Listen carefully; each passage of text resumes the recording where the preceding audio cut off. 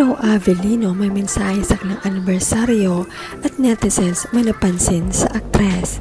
Kahapon ay pinagdiriwang ng Discord Kim Pao Group ang kanilang anniversary, kaya naman espesyal ang araw para sa mga taga-suporta na Kim Cho at Paolo Avellino. Bilang bahagi ng selebrasyon, nakatanggap ang fan ng isang video greetings mula sa dalawa na agad nagbigay ng kilig at saya sa kanilang supporters. Kasalukuyang abala sa Kim Cho at Paolo Avellino sa taping ng bago nilang proyekto na A Perfect Marriage. Sa kamila ng kanilang trabaho, naglaan pa rin sila ng oras upang bumati sa grupo, bagay na labis na ikinatuwa ng mga tagahanga na matagal nang sumusuporta sa kanilang tambalan. Pero bukod sa kanilang greetings, may isang detalye kay Kim na bilis na napansin ng mapanuring mata ng fans, ang wedding ring na suot ng aktres. Dahil tila malinaw itong makikita sa video, hindi nakaligtas ang singsing sa mga screenshot at usapan ng ilang Kim Pao supporters. Kasalukuyan na sa taping sila Kim at Paolo at ang naturang singsing ay maaring bahagi lamang ng karakter o eksenang kinukunan nila para sa A Perfect Marriage. Dahil umiikot mismo sa isang married couple ang kwento ng kanilang proyekto, hindi katakatakang may wedding ring na ginagamit bilang bahagi ng kanilang costume o karakter. Siyempre, hindi rin napigilan ng ilang fans na magbiro at mag-assume na baka may ibang kahulugan ang singsing.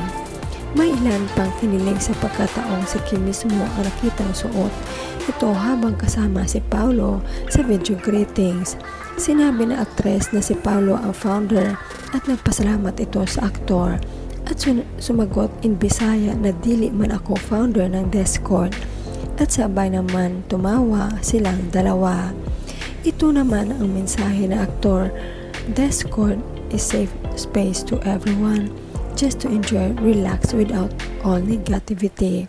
Gayunpaman, wala namang kumpirmasyon mula kina Kim Cho at Paolo na naturang singsing ay may kinalaman sa kanilang totoong personal na buhay.